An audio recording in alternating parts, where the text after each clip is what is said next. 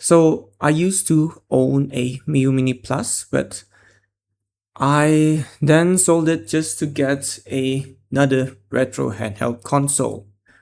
After some time, I do regret doing that.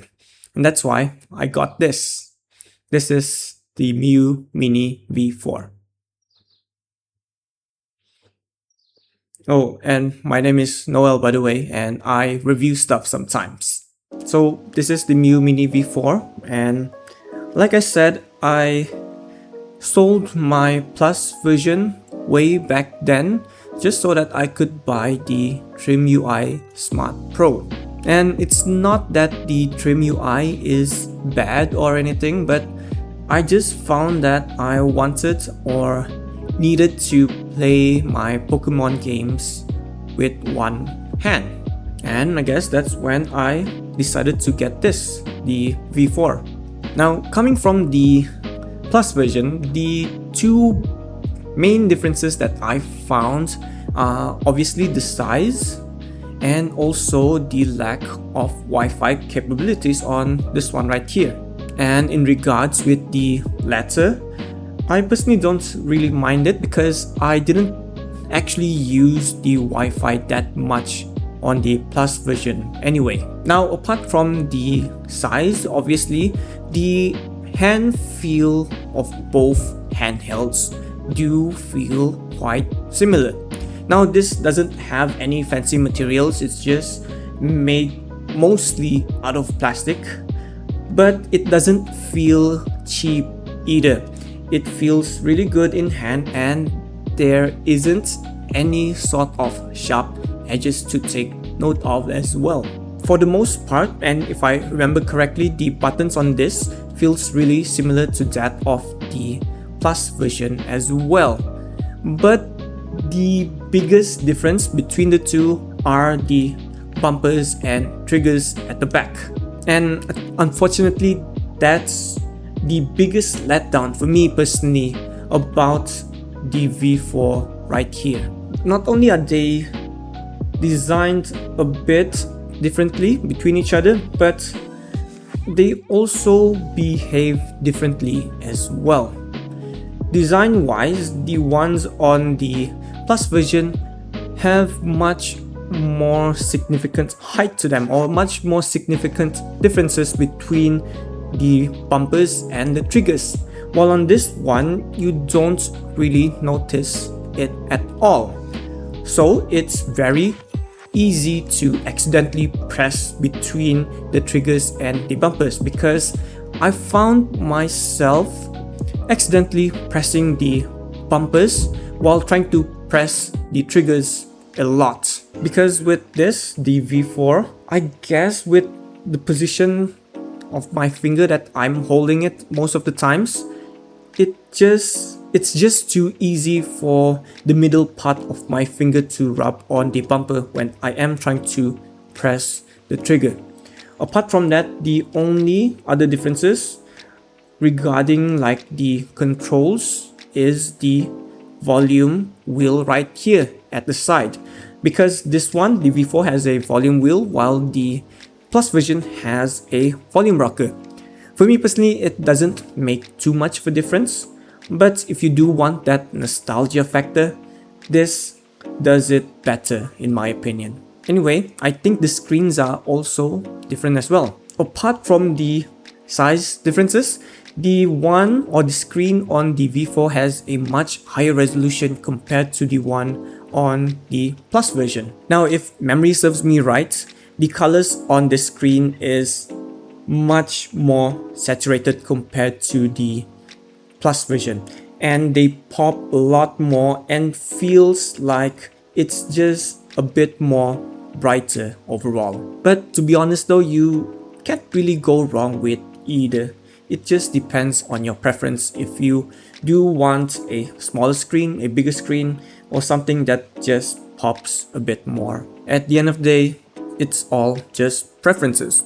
And I guess speaking of preferences, I really needed to consider my gaming preferences when I did decide to buy this. because I personally feel that more action-packed games where you do need to mash the buttons a lot more or handle the triggers and bumpers more don't really suit this little console right here. It's not that this can't run those types of games, because this can run up to PS1 games, but the controls feel just a little bit too cramped for me personally, because two-handed use for me just doesn't feel right at the end of the day. I mean, can it be done? Of course, I have, and I am still sometimes playing it with two hands, but for the most part I do prefer handling this with one hand instead. And to be honest, even after installing a lot of action-packed games or button mashing games on the Plus version in the past, I still found myself avoiding playing those games because of how cramped it felt on that console. And obviously, because it's smaller size compared to its successor, this one feels much worse. Like I said, it can be done. It also depends on the size of your hands or who's actually playing the games. But for me personally, I would rather avoid playing those games on this, unfortunately. But that isn't all that bad at the end of the day, because I personally plan to only play turn-based RPGs on this and maybe some simple puzzle games, and I personally think that those types of games, those types of genres are perfect for this little handheld right here. I recently revisited Pokemon Sea Glass, and during the process of filming the B-roll for this video, I actually completed Pokemon Unbound as well. And I guess in the future, I am planning on trying out more Pokemon ROM hacks on this. Maybe even trying out some simple Pico 8 games as well. I have thought of giving the DS Pokemon games a try on this, but I decided in the end that it's just too much of a hassle to keep switching screens, so maybe not on this little console, unfortunately. Now, I did mention that this can play up to PS1 games, both the stock OS and also a lot of custom OS does provide a lot of emulators for this as well. I personally have installed OnionOS on this. It's a very straightforward install, very simple, and there are a lot of guides online about it as well. Now, why I prefer OnionOS is because it allows me to pick and choose which emulators I want on this handheld. So instead of having all of the available emulators or retro console emulators on this, I just have a single emulator on this. And the reason is very simple, so that I don't clutter the whole experience for myself. And again, since I only play GBA Pokemon games on this, I only have the GBA emulator installed. But in the future, when I do decide to play other games from other handhelds or retro handhelds, I can just go into the settings and just add or remove any emulators or apps on this thing.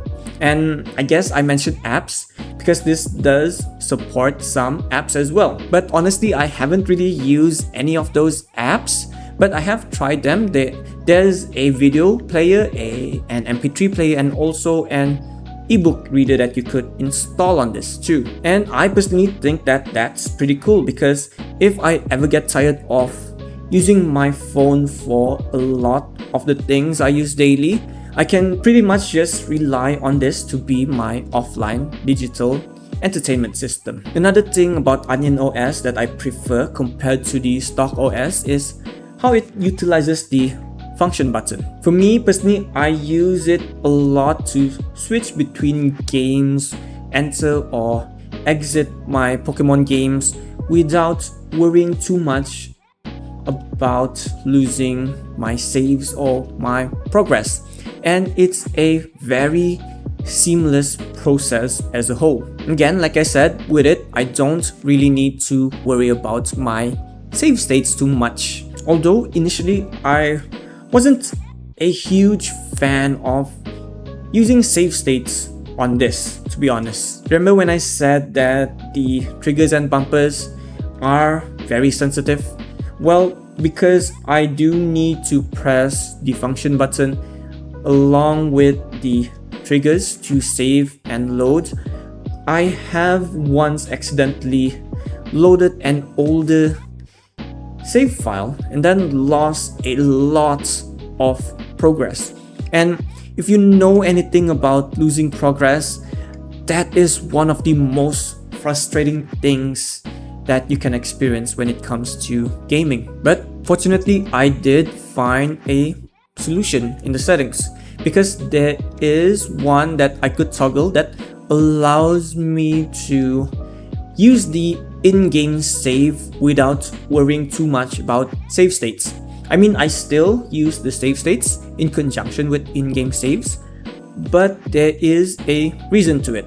Because before I toggled the settings that I mentioned, it used to be that if I accidentally loaded my old save file on this, the in-game save wouldn't do anything to help with the cause, because it technically erases that in-game save file when you do use save states. But after toggling that setting that I mentioned, it allows me to use my in-game saves as a backup, or vice versa, maybe, depending on how you look at it, because now the save states don't erase the in-game saves. So when I do accidentally load an older save state, I fortunately can just reset the game and just load up the in-game save and get back to where I was. And I was super thankful when I first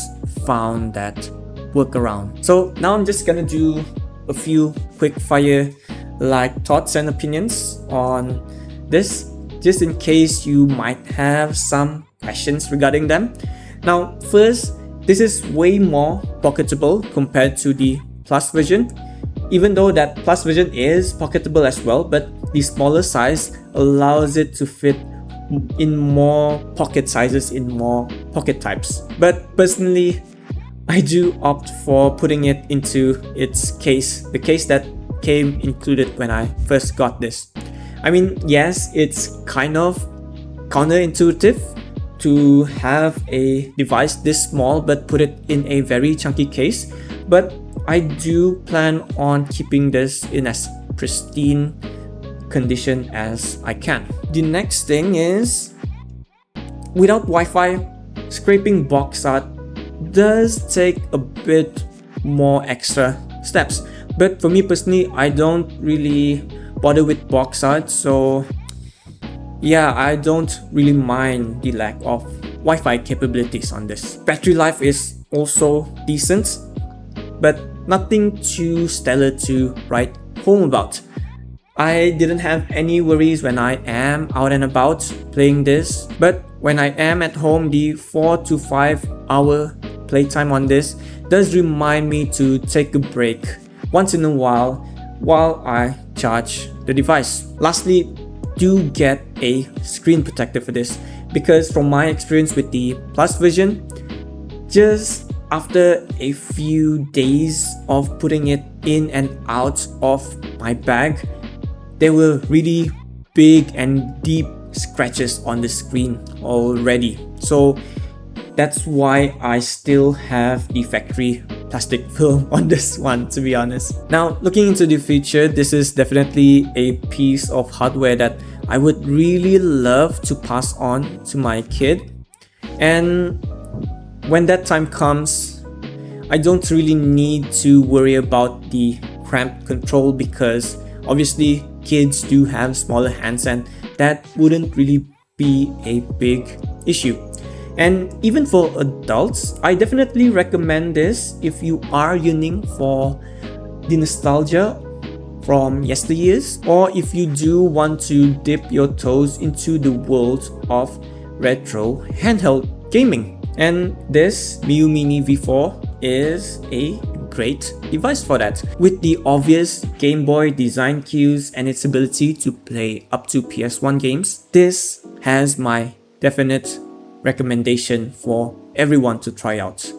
And I guess those are my thoughts and opinions about the Miyoo Mini V4.